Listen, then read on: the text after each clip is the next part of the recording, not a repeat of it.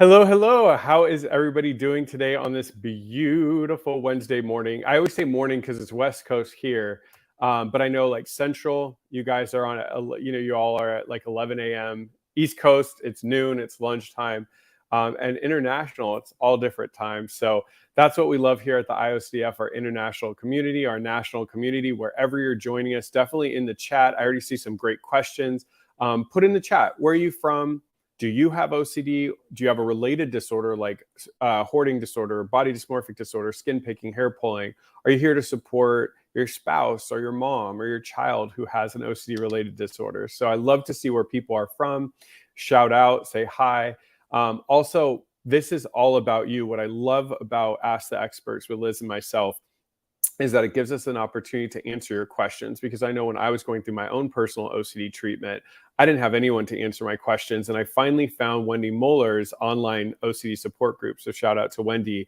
And I was able to ask questions, and she had a couple of clinicians like Dr. Grayson who would answer some of them, as well as Dr. Claiborne. And it just was a way to hold me over in between sessions and give me direction on what I should be doing in treatment. So super, super shout out to them. Shout out to support. And that's why we're here. This live streaming is designed to give you community, to give you answers, and just to make you feel validated and not alone. So once again, ask your questions in the chat, whatever social media platform you're on, and we will get to them. We're going to do a lot of live questions today. We caught up. We're going to do some OCD mailbags that you'll see on the YouTube channel in a little bit.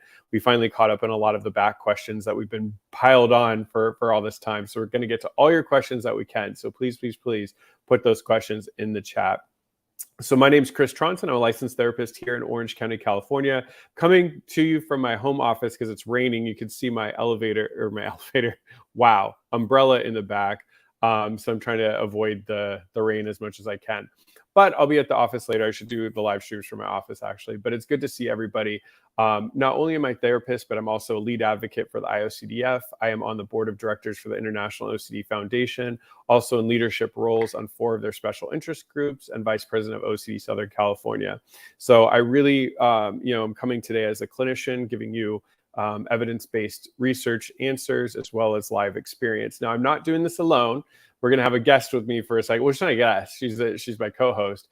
She will be on any minute, but it's Liz McInvale. So Liz McInvale is similar to myself. She is an individual with OCD, really, really severe OCD. We both share that backstory, but she has gotten treatment. She's doing amazing.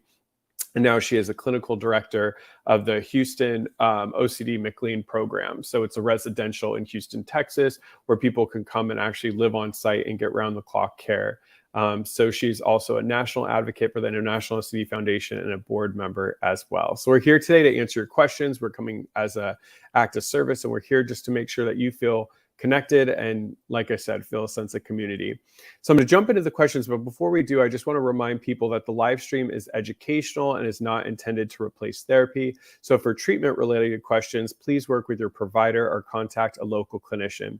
You can use the IOCDF's online resource directory at iocdf.org/find-help to locate a trained clinician near you.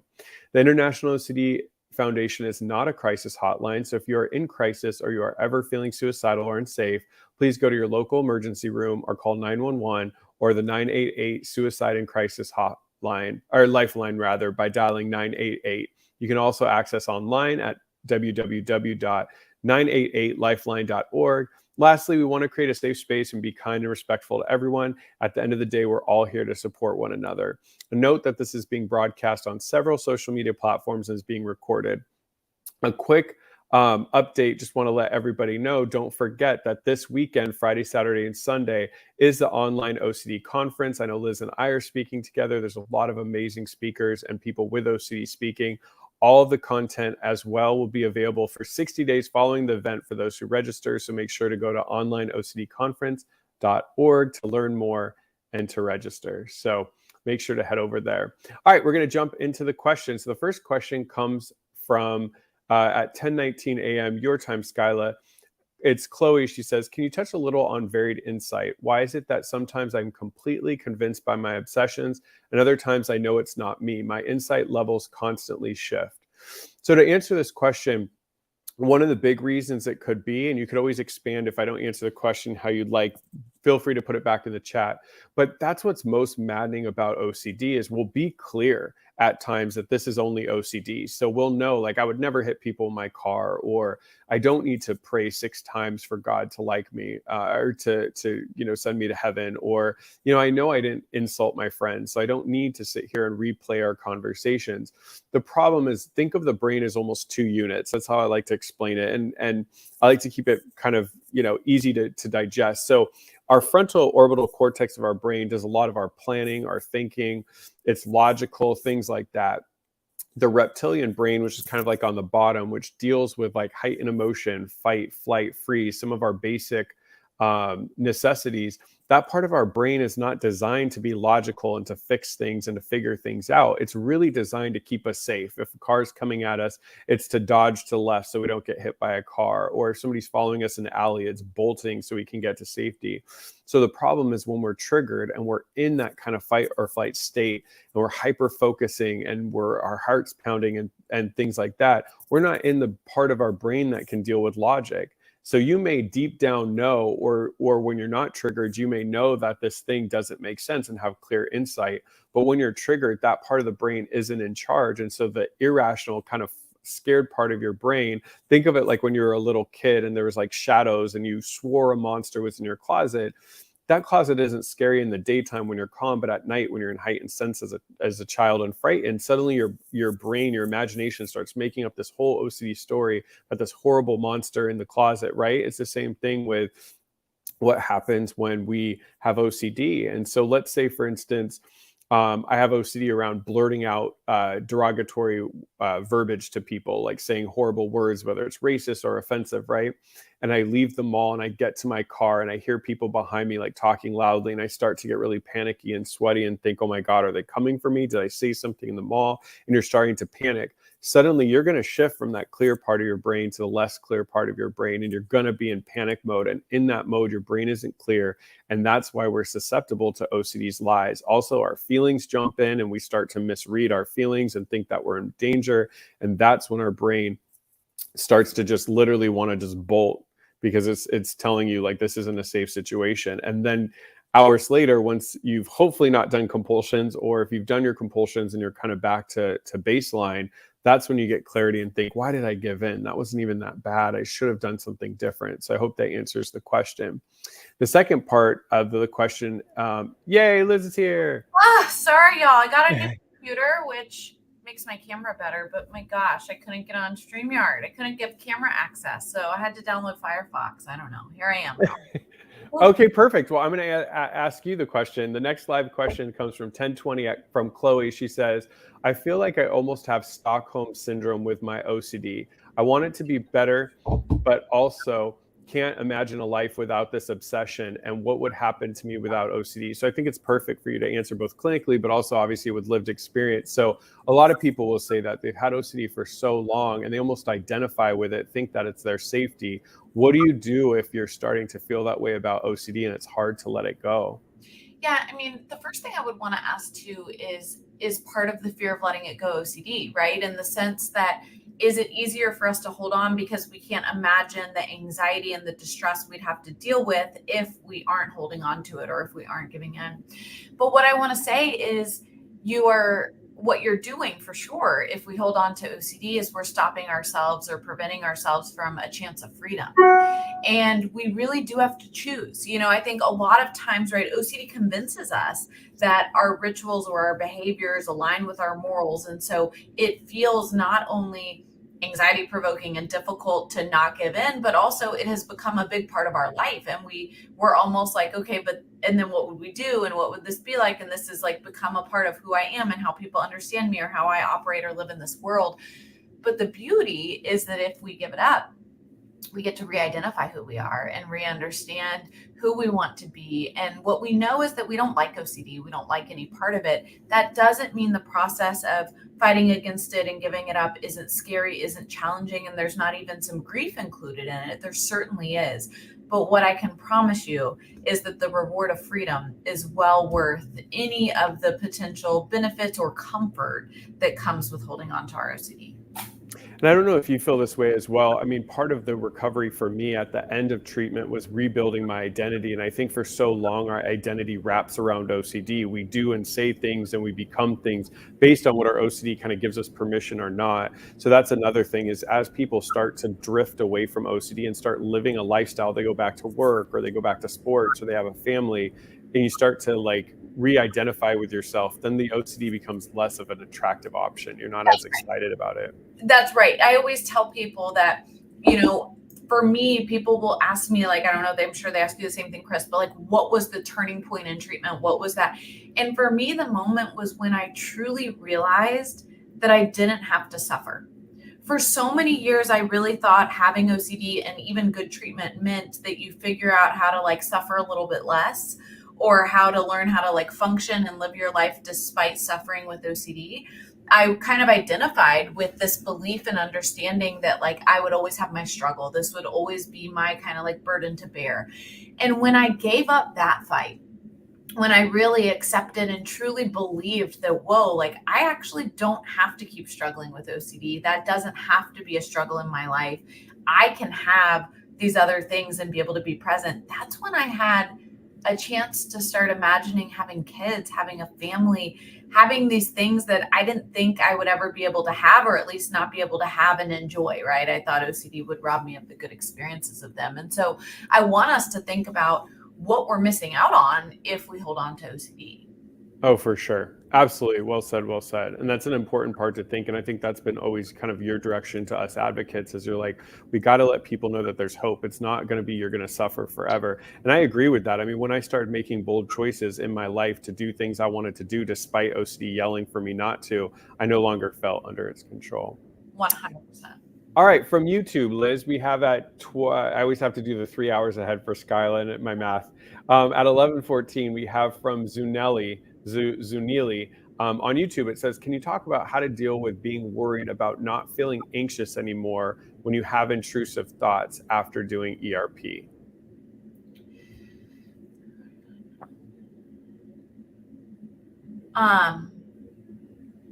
So I'm wondering if, Liz, maybe correct me if I'm reading this question wrong.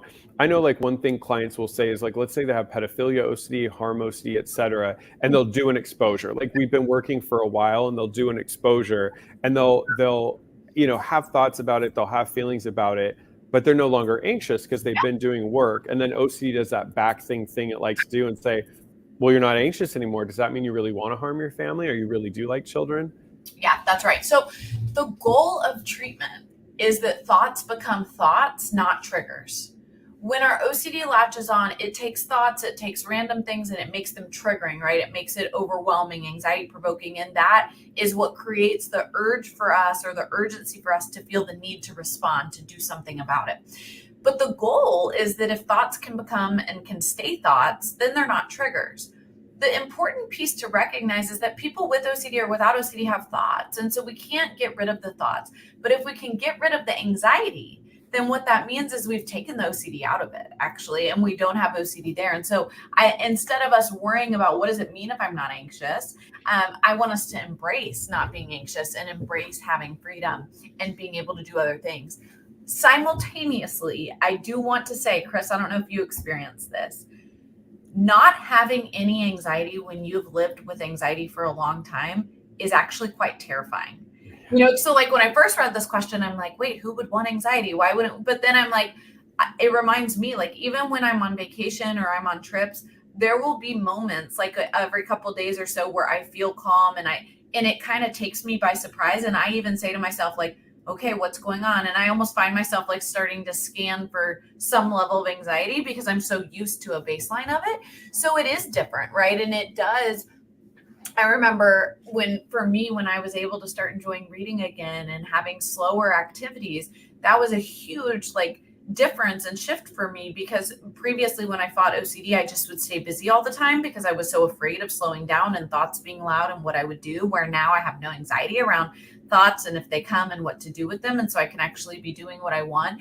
And so I just want to acknowledge that all of us want to get rid of our OCD. All of us want to get rid of our anxiety. And at the same time, that does feel foreign, right? It does feel different. And we have to figure out what that means and how it might look differently in our life. But what I would say is, can we embrace it instead of being afraid of it? Yeah, and the last thing I'll add is that, Alec Pollard, I know John Abramowitz talks about it a lot, is this idea behind inhibitory learning, meaning that when we're doing exposures, we're learning at the same time.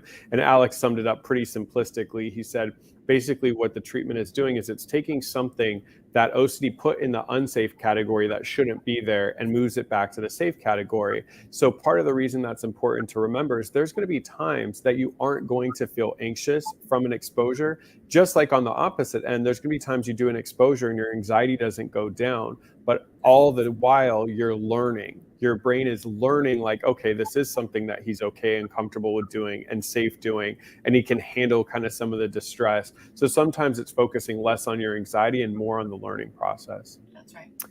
All right. Go on. The next question, because Okay. I got caught Yeah. about where we're at. So No problem. 11:17 your time, Skyla. Why is it that an intrusive thought that you were able to ignore one day and not engage in a compulsion around can seem absolutely unbearable the next day and subsequently push you into compulsions?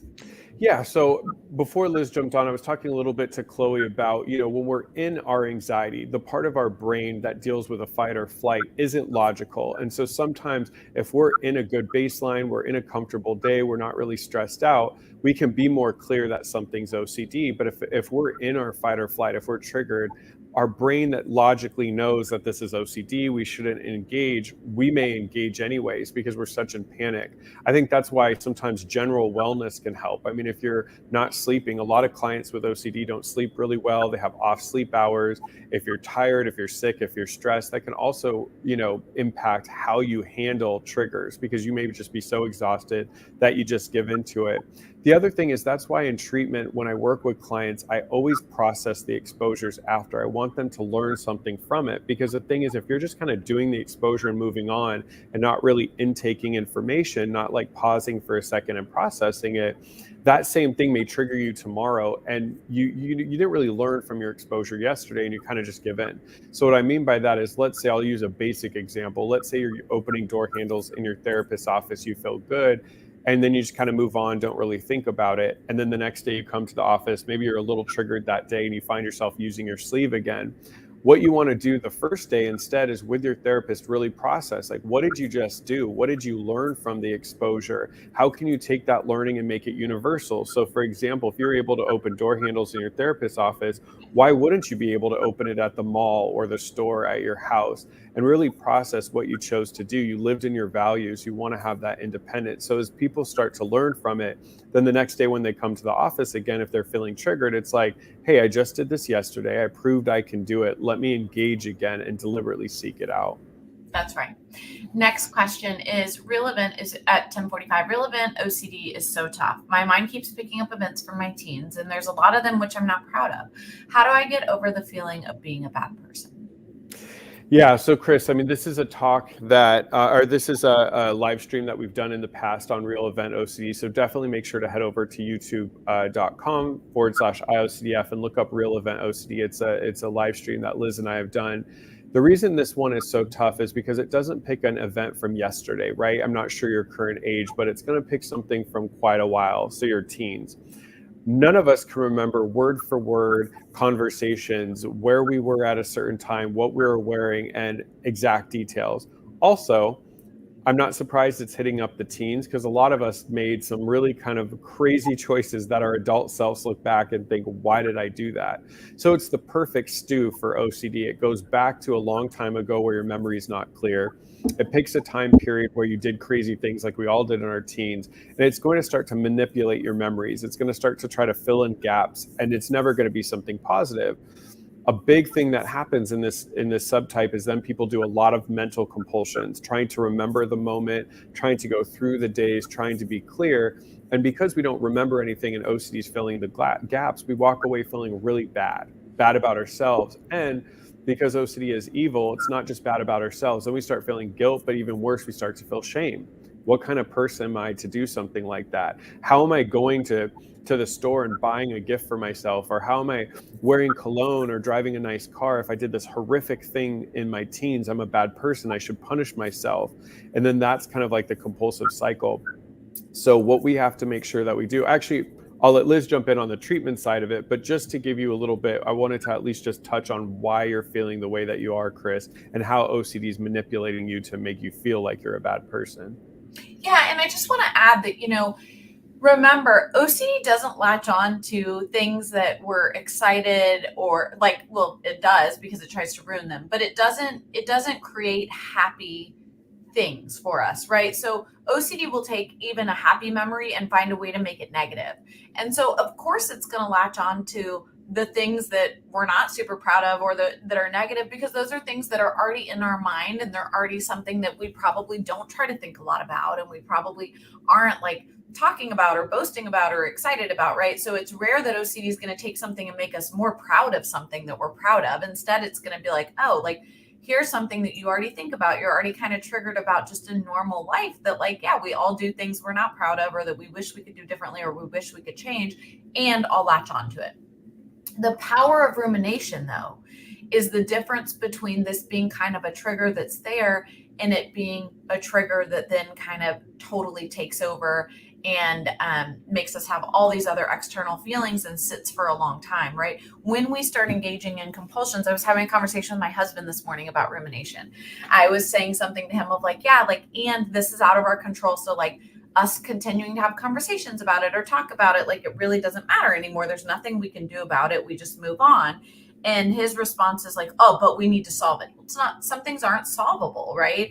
OCD or not, the more we talk about it, the more we think about it. I have a little sister, and one time she was upset about something, and I literally watched her talk to 5 different people about it. And I was like, so can we talk about what's happening right now? Just like, what do you mean, Liz? And I was like, you're making this so much bigger and so much more anxiety provoking for yourself. And she's like, what? And I said, the more you talk about it, the more you keep rehashing it, the more, right? It is becoming a bigger situation versus it being what it is, which is like a small piece of drama, and let it go. And so OCD, right, the power it has to make us feel like a bad person, start to bring on feelings of shame and guilt, that really is because of how we respond.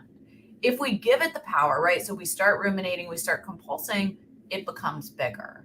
Real event OCD or any type of OCD. And so treatment's no different, right? Treatment is about us starting to reduce the rituals. So starting to reduce rumination, reduce any sort of mental rituals that you're doing or reviewing or calling people or asking reassurance or confessing, and continuing to move on, right? So kind of accepting that uncertainty that like, okay, like who knows what, like, yeah, like this. And we don't have to go opposite, right? I think sometimes we want to be able to tell ourselves that like, oh, we didn't do that, or that's not a real situation, when maybe it was, right? So sometimes the exposure is being able to acknowledge, you're like, okay, like this happened, I'm not proud of it, and can I give myself grace that like I was a teenager and I would make a different decision now, but not beat myself up for it and still move on, right? The same sort of grace that people without OCD would give themselves.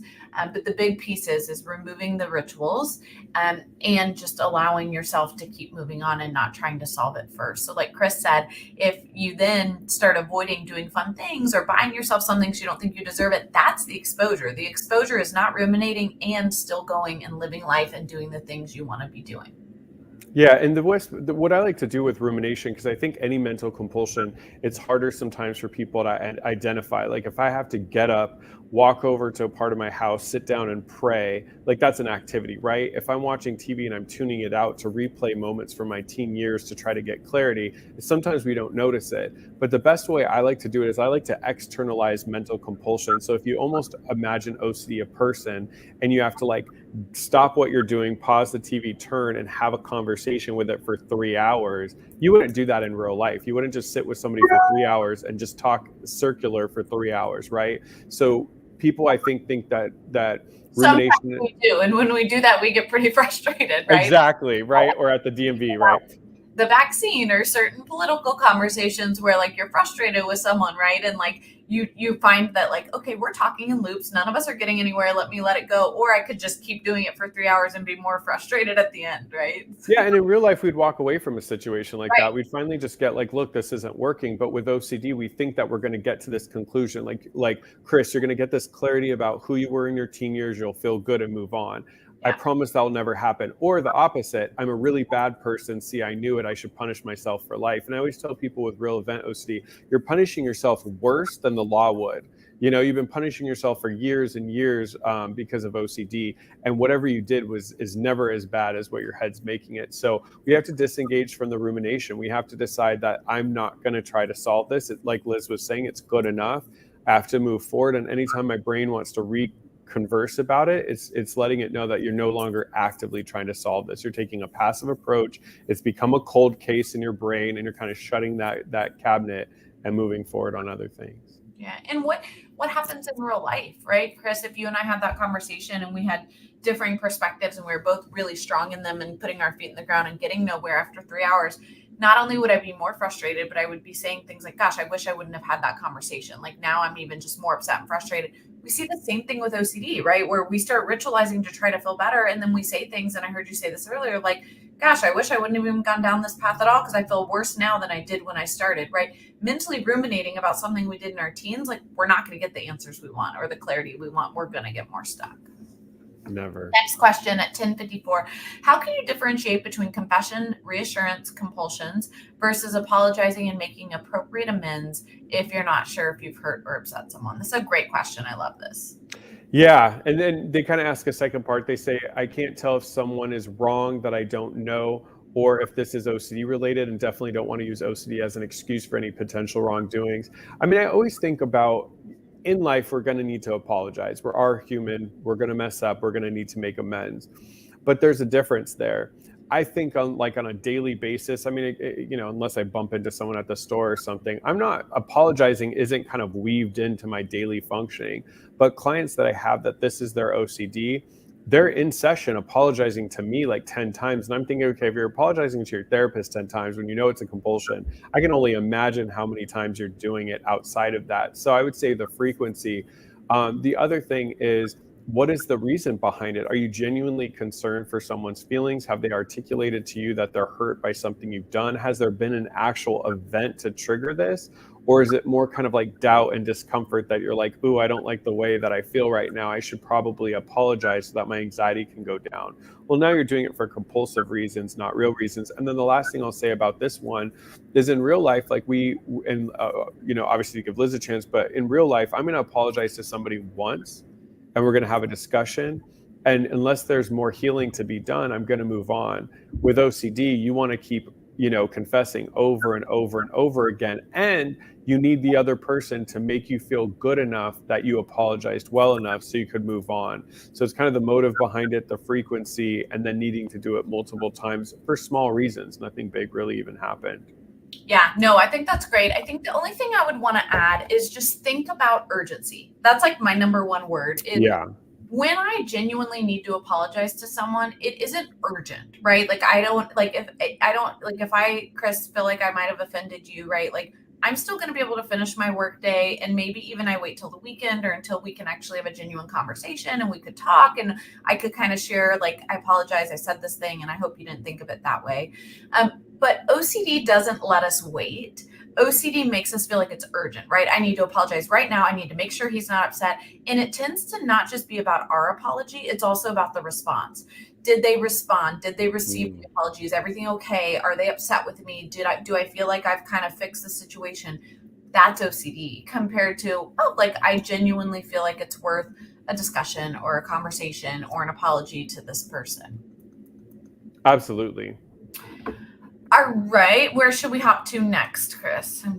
I see Dr. Drew Money, which is a cool name, on YouTube at noon asks, do you know of any different mindfulness strategies other than breathing exercise and meditation to help prevent OCD-related anxiety and panic attacks? Yeah, this is a great question. So let's talk a little bit, and I want us to kind of come back to just some basic psychoeducation around treatment and what we're shooting for or hoping for. So I just want to talk for a second about the fact that when we're doing OCD treatment, we actually aren't trying to prevent anxiety, and we're not trying to prevent anxiety attacks. And before we're in treatment, we absolutely do, right? We're kind of like, hey, figure out how to fix my anxiety, figure out how to not make me have a panic attack, and I want you to get rid of my thoughts. What we know is that it actually isn't about that. We can't get rid of anxiety. I can't guarantee that you're never going to have a panic or anxiety attack again. But what we can do is we can change our relationship with anxiety and with panic attacks to where we're not afraid of them.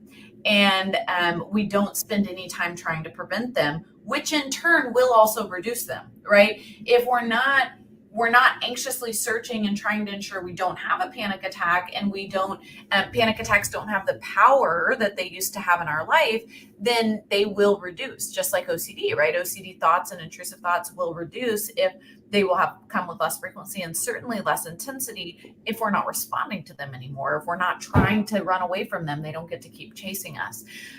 So really, like, I do know a strategy, which it's really exposure therapy. It's CBT, it's ERP. So if it's for OCD, we would do exposure response prevention. If it's for panic disorder and you're experiencing panic attacks, it would be more CBT based interventions like exposure therapy. But we want to approach it head on. We want to approach anxiety instead of running from it and trying to not experience it and have it. And so with mindfulness, breathing techniques, these can be incorporated effectively into ERP treatment as long as they're not avoidance. But if you find that, like, oh, I'm starting to feel anxious, I need to do deep breathing right now to ground myself, that isn't what we want to do in the middle of OCD treatment and ERP, because again, now what we're doing is we're telling ourselves that anxiety is dangerous and I can't experience it and I need to get rid of it, versus, okay, like, yeah, there's my anxiety. Who knows what I'm going to do or what that means or says, but like still going to choose to live my life. Yeah, I mean, everything Liz said is correct. I think a lot of times parents especially will come in and say, okay, my daughter or my son, they need some calming techniques when they're triggered. And the problem is all it tells your brain is that something's wrong to be triggered from in the first place. I will say I'm doing a talk with a registered dietitian, a strength and conditioning coach, and a yoga mindfulness instructor at the conference this weekend. And we're talking about how to have an overall wellness plan. But what we make extremely clear is general well-being, like good sleep, exercise, mindfulness, all the, eating well, is not designed to cure OCD, prevent OCD, or to respond to OCD. Instead, it's a general well-being. So for instance, like some of the things that I really like to do is connect with friends and exercise. That's the kind of two things that kind of keeps me at a good kind of calm pace. But I do those things as part of my everyday functioning. I don't deliberately puzzle that in anytime you're triggered, right? So that's just what you want to remember, is it doesn't mean that you can never take care of yourself. Self-care and well-being is important. But just like Liz said, if you do it as a response, it just becomes compulsive. And I've had clients who've seen non-OCD experts, anytime they're triggered, counting backwards from 50 while breathing deeply. And then that becomes compulsive, and then it just gets worse. Yeah, let's talk about both those things for a second, right? There is a big difference in trying to ensure that we're creating an opportunity for healthy mental health in general compared to OCD treatment, right? So I got 2 kids at home. One's a baby, one is a toddler that's crazy. I'm not getting a ton of sleep. I'm not taking care of myself well. Generally, I don't feel great about that. Like I really want to start carving out. I'm trying to work on eating better because that helps me too. But like I want to carve out time for myself to go on walks and to do things within reason that I know will make me generally feel better. Is that treatment for my OCD? No way. Would it help my OCD? Sure, to a degree, because it's going to help my general mental health, right? If I'm sleeping well and I'm eating well and I'm taking care of myself and mentally I just feel a little bit better, a little bit more clear, I'm going to have more strength and willingness to do ERP and to fight OCD, and I'm going to be less vulnerable, right? So it's very different to think about what are things that help my overall health, both mental and physical health, versus is this OCD treatment, right? Like there's a difference in that. The second piece to just talk about quickly when we think about, now, of course, I've lost my train of thought, Chris, but there was something else we were talking about. Mental health, anxiety attacks. Do you remember? General well-being. You're talking about like general well-being, like how you're taking care of yourself with your kids, but it's not a direct response. We're also talking about counting back from like 50 and like deep breathing. 50. Thank you. Look at you. You know my brain. Encyclopedia. I always think of you as the girl version of me. Yes, same. Yeah. Okay. Distraction is not a rumination treatment tool. I've been hearing a lot about rumination disruption lately, and I just want to go on a quick soapbox about it. So serial sevens, this is where you start at like 2022 and you subtract by sevens. It can be a great tool. I've used it many times in my life. For example, when my intrusive thoughts are really bad, but I needed to like get up and get in the shower and get going, I might have done serial sevens just to kind of get my day going. That at times, that rumination disruption is a helpful way for me to be able to function and to be able to kind of get some of the things done that I need to do and disrupt my rumination. It is not treatment for why I'm ruminating. It is not going to address or slow down the rumination. It's just going to kind of temporarily pause it, right? And so I'm saying this because I want us to be very clear that there are many times where, yes, you might need to disrupt rumination, or even as a parent, right?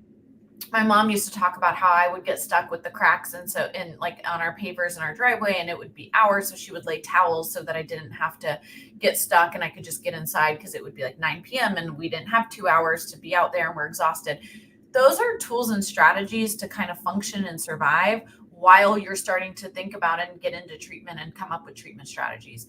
Those are not treatment because it's avoidance, right? Like not having to see the cracks, like that might work temporarily, but like I can't go through my life like that, right? I can't forever avoid a crack or hope that I don't have to go walk over the pavers at our clinic here at work ever.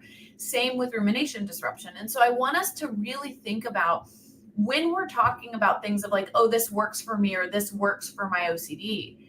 Is it addressing it at the core and are you feeling relief? Or do you feel like you have to continuously do this to function? If you're continuously doing it to function, that's kind of you figuring out a way to survive with OCD. We want you to figure out a way to have freedom from OCD. And so we need to shift between, okay, here's how I kind of can figure out how to function despite my OCD versus here's the treatment that I know I'm working towards, right? So rumination disruption is fine. Don't hear me saying you can never do it, but it isn't the treatment. It is kind of the stepping stone to get to the treatment. The treatment is we have to start approaching the thoughts. We have to start approaching the intrusive thoughts that cause us to have the urge to ruminate. Yeah, absolutely. Because what are you going to do? I always tell clients, like, what are you going to do? Distracted till you're 90? Like, it's going to catch up to you at some point. And then the distraction doesn't work. So then you have to do like serial 17s or something more creative. Yeah, serial 57s. Exactly. But like you said too, like the distraction, not only does it not work long term, it's not fun. You don't want to have to go through your life suppressing and distracting. I want you to actually have freedom, right? It's not like Pandora's box. Like we can keep shoving it down and pretend like it doesn't play a role in our life, or we can just approach it and allow it to be like a balloon that goes off into the air and is gone. And we actually get freedom from it. We're not held down or weighted down by it anymore. Yeah, well said. I will address one question just quickly so we can move on, but any tips around anxiety paralysis? Like not literally paralyzed, but feeling like you're overwhelmed and scared. So what I would say about this, Captain, is just do it. So I love the Nike slogan for this reason, but the more we think and solve and try to understand, the more stuck we will be. I always say much more doing, much less thinking. But this is the same for OCD treatment too, not just anxiety. But what we know is that anticipatory anxiety, so as we think about the exposures we need to do and we start analyzing them and getting worked up about them, sometimes that's worse than just doing the exposure in and of itself, right? Because once you've done it, you've done it. And so it's really important to remember that anxiety doesn't live when we're doing or in the present. It lives in the past and it lives in the future. And so really, how do we address it? We start diving in. Well said. Next question, can a person have both OCD and ADHD? Absolutely. I did a presentation on this for an ADHD organization. Upon research, I mean, the numbers are pretty high. It could be 20 to 30% is what they believe right now. And it's very difficult because OCD and ADHD are on the absolute polar opposites. If you have OCD and you, like my best friend has ADHD and I have OCD, and we are so different. Like I can sit down and I can focus on something for hours. My friend can focus on something for 10 minutes. So you really kind of see the difference, but individuals can have both. And it's tough because at moments, some people get really, really fixated. And at other times people can't remember anything or can't find things.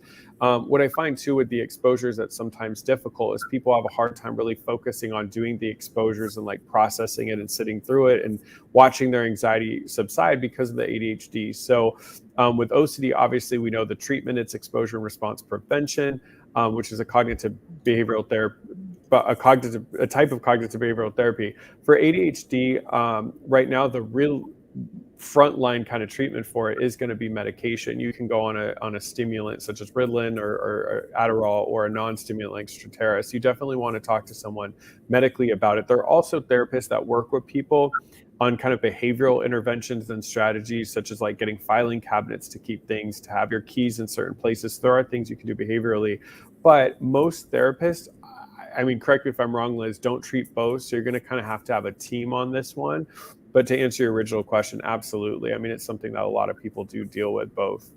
I think yes, Anne. A lot of people do have both, and we also do find that sometimes there's misdiagnosis, right? So we really want True, to yeah. understand what is what. But yeah, most of us that treat OCD, we're going to treat OCD, and if the ADHD needs to be treated, but there's certainly some that do treat both as well. Next question, 1108, is for you, Chris. Hey, Chris, I finally got a therapist for my BDD. My question is, how do you recommend dealing with the distress of limiting mirror time? I get so anxious and angry when I can't compulse. So first of all, Kylie, you've been part of our live streams for a while, and I'm so excited to hear that you found a therapist that treats BDD, because I always think that the first step is to find a therapist that understands this treatment, because BDD, OCD, hoarding disorder, all of our disorders that we deal with are not easy to deal with alone. So first and foremost, I'm like, throwing confetti over here. So happy you found a therapist. Yes, limiting mirror time is extremely difficult because we are so used to it becomes a drug, right? Kylie, like trying to get in that mirror, get that feeling that we look good, having our confidence go up, etc. What really helped me and what I really push with clients, and it seems to help them, is give them a purpose around why we're limiting it and when to use it. So I talk to clients and we kind of come up together, like, when are normal times, non-BDD times, to use the mirror? So for instance, brushing your teeth in the morning, doing your hair, touching up your makeup when you're out. And so what happens is there feels like a purpose. It doesn't feel like something's being taken away from you, because, at any times in our lives, we don't enjoy that. And it's focusing much more on, when do I need to use it? So it's not going cold turkey and cutting it out, because it's really difficult to live without mirrors and it feels like avoidance anyways.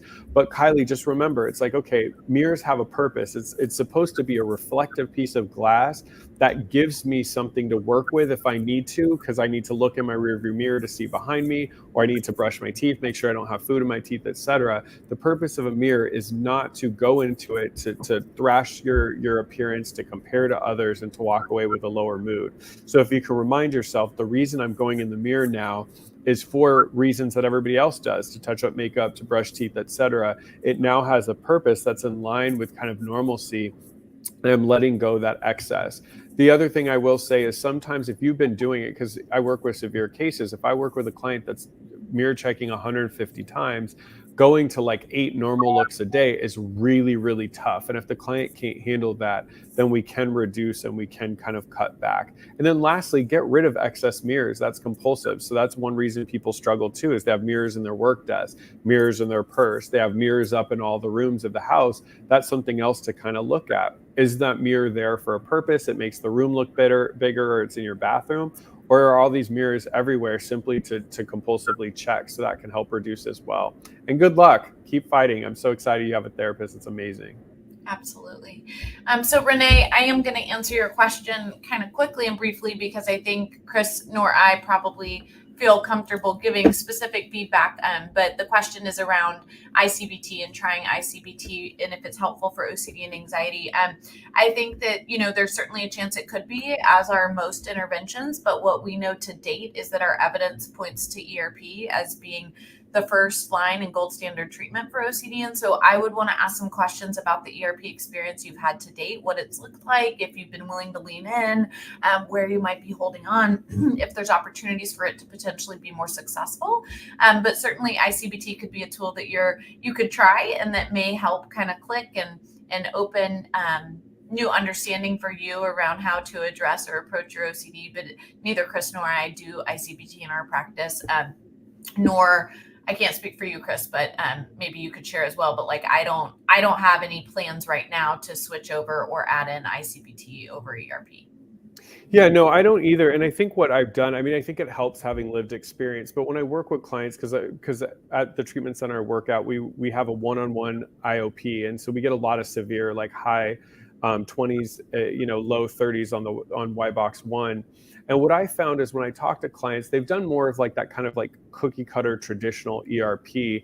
And it's sort of just like, the therapist kind of gives up and they're just like, okay, you're supposed to be touching this 6 times a day. Why aren't you doing it? Like it feels very robotic.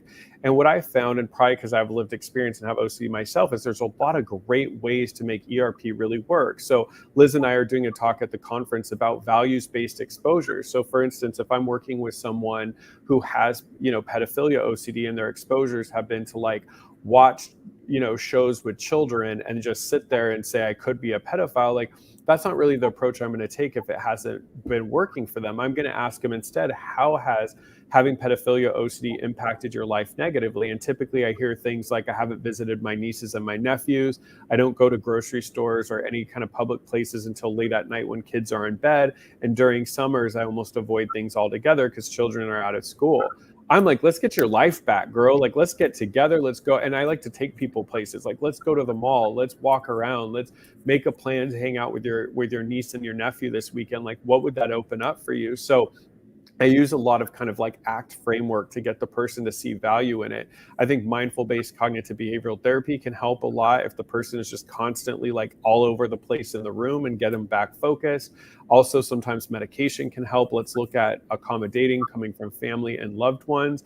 Let's look at, is your life too crazy and you're not spending any time on ERP? So for me, I mean, this is just me. I rarely find a time that ERP doesn't work. So that's all I'd say, Renee, is like, for me personally, if you came and worked with me, I would look at it, just like Liz was saying, is what have you done for 5 years? Because in my practice, I don't really have clients that I've been working with for 5 years. I have clients that have gotten better and kind of moved on. So whenever somebody's been in ERP treatment for like 5 years and haven't seen massive gains, that's when I start to say, okay, there has to be kind of like a shift. So that's what I do first. What are we holding on to? What could be happening? Or is there another diagnosis we may need to understand that could also need to be approached specifically with that evidence-based intervention? All those are great questions. Thank you, Chris.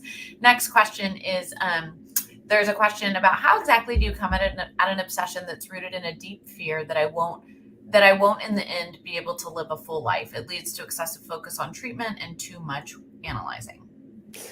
Yeah, so this is what we see a lot, is people start to take the treatment almost as a compulsion. I have to do the treatment right. I have to do it perfectly, because if I don't do the treatment right, then I'm not going to live a filled life. And what I always tell people is like, OCD is kind of, it's like that genie in the movies where it's like you make a wish and it grants your wish, but it's really kind of like a back end version of it. So, I wish I was on a glorious island, and you end up on this little island with like 2 feet to stand on, and it's, it never comes out the way it wants. And so, people all the time will say like, oh, I do my compulsions because my fear is if I stop doing my compulsions, I'll be so anxious and so distressed that I won't be able to live my full life. Well, then I always ask them, I say, okay, well, you've been doing your compulsions for years now till you came into my office. Are you living a full life? And they're like, well, no. So it's like, okay, well, if you're giving into OCD and you're not living a fulfilled life, do you recognize that it's probably the OCD that's getting you there and not actually the exposure or fighting back? The other thing is, the goal of treatment is not to quell your fears of not living a fulfilled life. The treatment is a learning tool to understand how the OCD is impacting you and how to kind of get out of that compulsive cycle. And so don't do more work than needed. I tell my clients when they have this obsession, I'm like, you're doing too much. You're making the treatment something I don't even recognize, and I've been around it for years. So once again, it's making sure that you're doing the treatment to understand how OCD is kind of doing the whole gotcha thing, right? And it's getting back to values, it's dropping the compulsions, and it's getting back into engaging in life. It should not be something that you're stressed out about and having to do perfectly, because if not, you're going to be stuck forever. Then you're just making the treatment another compulsion. That's right.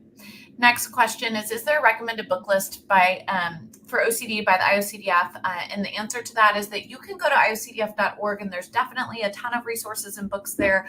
All of us have some of our favorites. Maybe we could encourage IOCDF to do like an advocate favorites, and we could put some of our favorite books. I know the next question was about Brain Lock by Jeffrey Schwartz, and I haven't read Brainlock in a long ever fully, but I haven't looked at it in a long time. But one of the feedbacks of Brainlock is that it often, I believe one of the feedbacks is that it talks about exposures, but not as much about response prevention. And that's the really important piece, right? Those of us with OCD, we can do exposures. That's important. It gets us living our life, but we have to engage in response prevention for the exposures to not just reinforce our OCD. So some of my favorite books are Freedom from OCD by John Grayson, the OCD Workbook by John Abramowitz.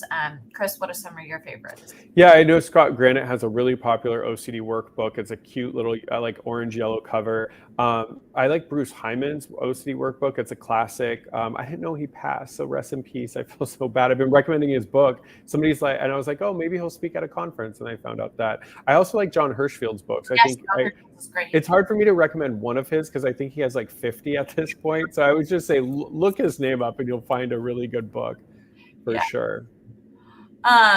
Why do you think no reputable therapists write books about sexual orientation OCD? We have books about most other themes, but not as many. This is a good question. I don't think it has anything to do with the subtype or those of us not writing them. It probably just comes down to time.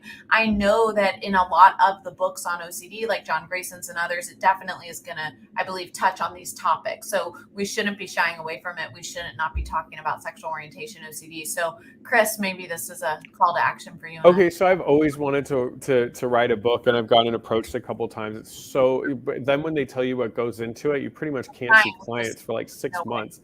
What? I said the time, and both of us just go, no way, we don't have. Yeah. But no, I mean, this is a really good point, Rocky, and this is something I'm passionate about because we see, sexual orientation, it has such like societal context and taboo context to it.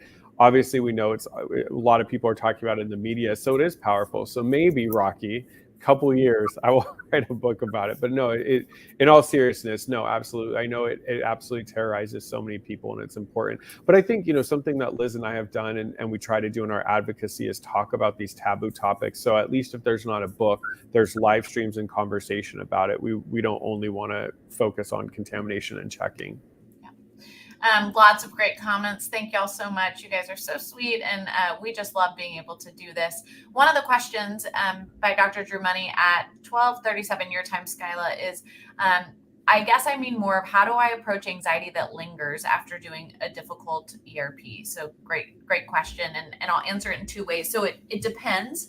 So the first thing I want to say is the anxiety lingering because we're still holding on a little bit? So am I touching this contaminated cup, but I'm still tracking everything I'm touching, and I'm still super anxious about it and kind of, thinking about the fact that like I could undo this if I want to and go clean everything?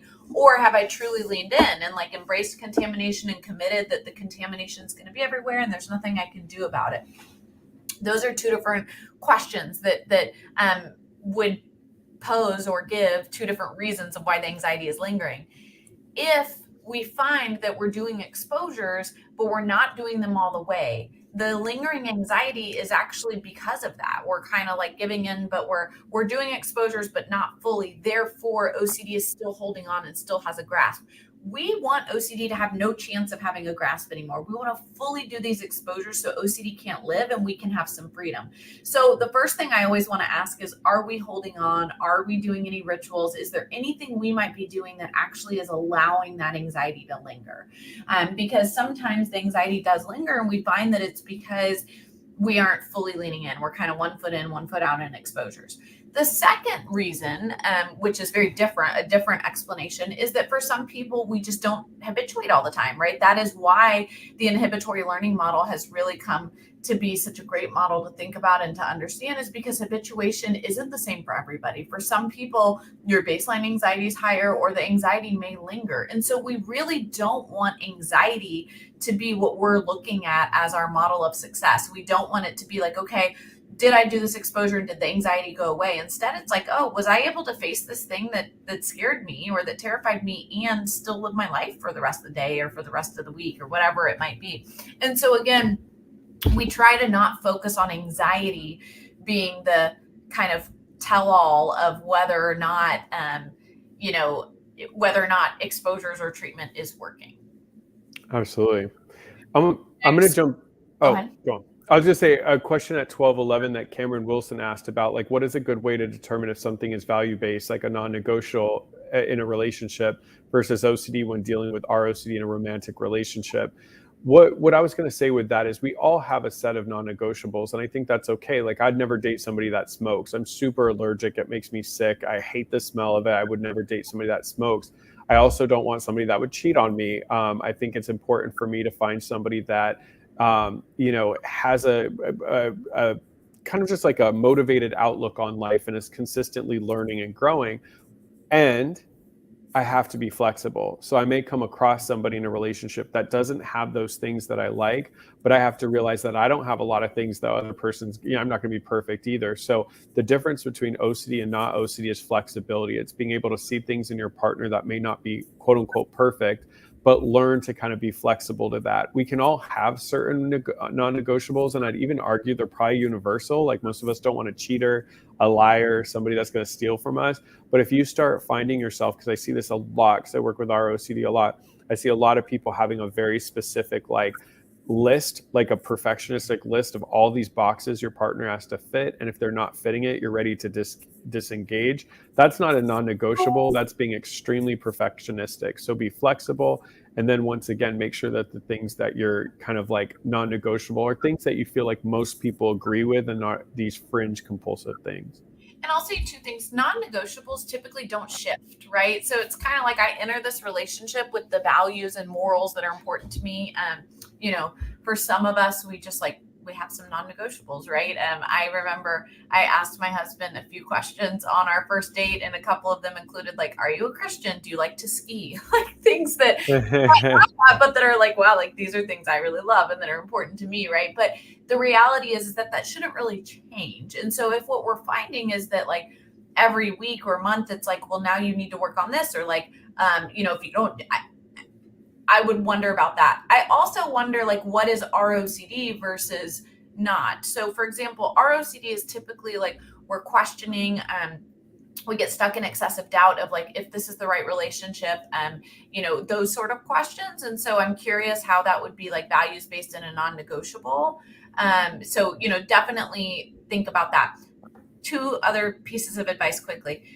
If your significant other is struggling with OCD, I highly recommend that you go to at least one session with them together. I think it is so important for a clinician to be able to help explain what is OCD, what isn't OCD, how should you be responding, how should you not, and we really should be talking with the whole family. I'll give y'all an example later because it will take time, but when I was on a trip, I had a recent really big trigger for me and I was able to work through it, but it even indicated, it put a big red flag for me that I need my husband to come to therapy with me. And I told my clinician in the next couple weeks, whenever works for her, because watching the way he responded, it was clear to me that there's still some confusion about how he should respond and because his immediate response was I need to fix this. I can't have you being anxious the rest of the trip, where it's actually that's a risk I need you to be willing to take also, in order for me to not give into OCD and for us to not get stuck here doing rituals. And so definitely consider going to the therapist together. The third is that when we're in treatment,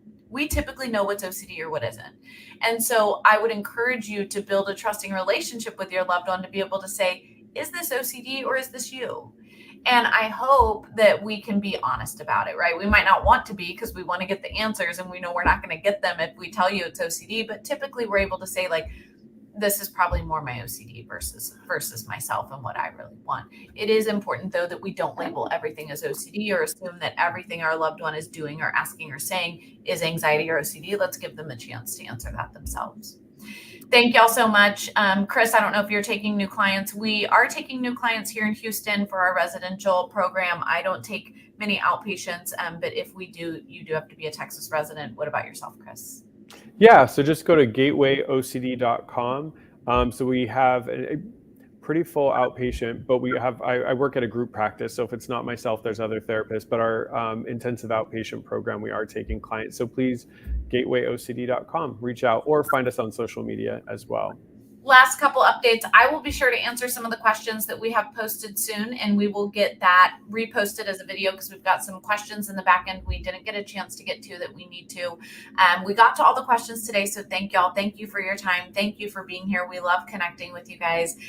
The last thing I want to say is this weekend is our online OCD conference. This is such an incredible opportunity, especially for those of you that didn't get to come to the in-person, but even for those who did, to join and connect and be a part of the amazing OCD community that IOCDF has helped build and create. It starts this Friday. It goes Friday throughout the weekend. There will be both live discussions, pre-recorded discussions. You can watch some of it later, but it's your chance to connect, to learn more, and to be a part of this incredible community. So please go to iocdf.org, visit onlineocdconference.org to learn more, to register. And I hope we're going to see you there. Chris, I know we have 2 talks together this weekend, so I'm excited to keep sharing and keep collaborating together. Thank you for all that you do. Yeah, I just want to say there were some really, really nice comments about Liz and I in the comment section. And I just want to tell you guys mean the world to us. Like, this is something we do as a labor of love volunteer basis, because we definitely want to give you community. So when you guys, I'm not saying please compliment us, but I'm just saying, like, when you guys say, when you guys say kind things, I mean, you guys all hold a special place in our heart. I mean, Liz and I were so touched at the people that came up to us at the in-person conference. We hope that you say hi at the virtual one this weekend. So first of all, thanks for the nice comments. There were a couple of questions that we missed, but I put it on the question sheet. Liz is going to be answering those questions in the special edition of OCD Mailbag. So if we didn't get to your question live, don't worry.